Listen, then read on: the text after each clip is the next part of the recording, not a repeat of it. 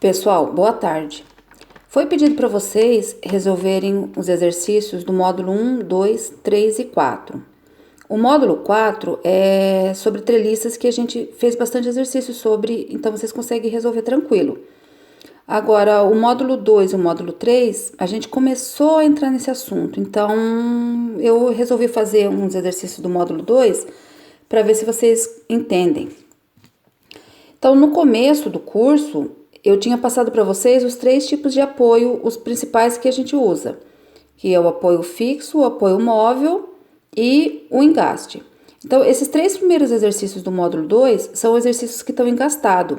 Então, vocês têm que lembrar que a reação de apoio, as reações de apoio no engaste, além das duas forças, tem um momento que é por causa do engaste.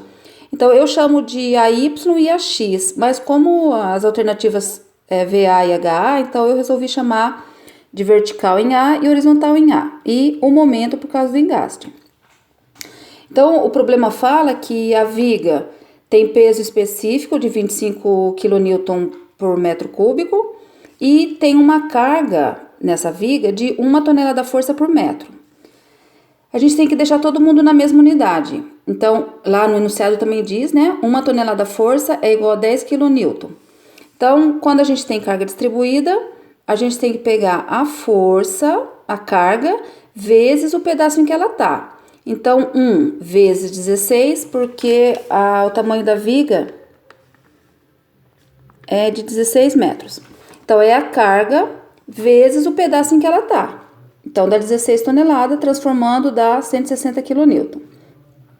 Devido ao peso próprio da viga, então foi dado o peso específico, que é 25 kN por metro cúbico, vezes a área da seção transversal. Então, foi dado que a seção transversal da viga é um retângulo de 0,5 de base por 2 de altura. Então, a gente calcula o Q, e aí tem para calcular o peso desse carregamento. Então, é 1 tonelada vezes 16, aplicado no meio. E a mesma coisa da viga, é 25 vezes 16, aplicado no meio, porque a gente sempre que tem uma carga distribuída, a gente aplica ela no meio. Então, ficou aplicado em 8 metros de cada lado. O primeiro exercício está pedindo a força vertical. Então, fazendo o somatório das forças em Y, a gente tem VA para cima, menos 16, menos 160, né, porque transformou tonelada em newton, menos o 400. Então, a gente tem uma força de 560 kN. Então, é a alternativa D. No mesmo exercício, pede para calcular o momento no engaste. Então, o momento é força vezes a distância. Força vezes a distância. Então, a gente vai calcular esse momento aqui do engaste. Então, como as duas forças estão aplicadas no meio, né? Então, vai dar 4.480 kN vezes metro, que é a alternativa B. E aí, o terceiro exercício é de uma parede na forma triangular. Então, para calcular a força-peso dessa parede, devido a esse formato triangular, é essa fórmula aqui, ó, peso específico vezes espessura vezes a área do triângulo, base vezes altura dividido por 2. Foi dado o peso específico de 25, a espessura de 18 centímetros que a gente transforma em metro e a área que é base vezes altura dividido por 2. A base da parede é 10 e a altura é 3,2. Fala que é para desprezar o peso próprio da viga, então a gente considera só o peso dessa parede triangular.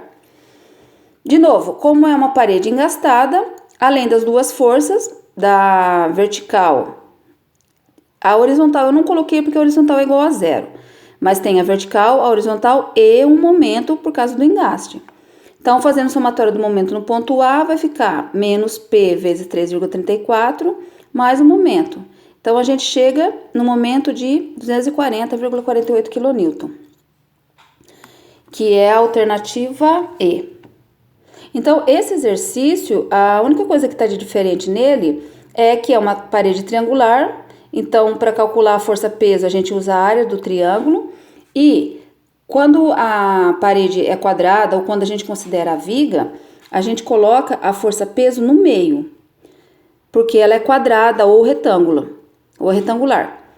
No formato de triângulo, então lembra que o centro de gravidade fica a 1/3 da base, contando do ângulo reto do que forma o triângulo. Então, 1/3 de 10 dá 3,34 aproximadamente. Então, por isso que no exercício anterior, as forças-peso, tanto da parede quanto da viga, ficou no meio de 16, porque era um retângulo. Então, o centro de gravidade de um retângulo é no meio, e enquanto que o centro de gravidade de um triângulo é a 1/3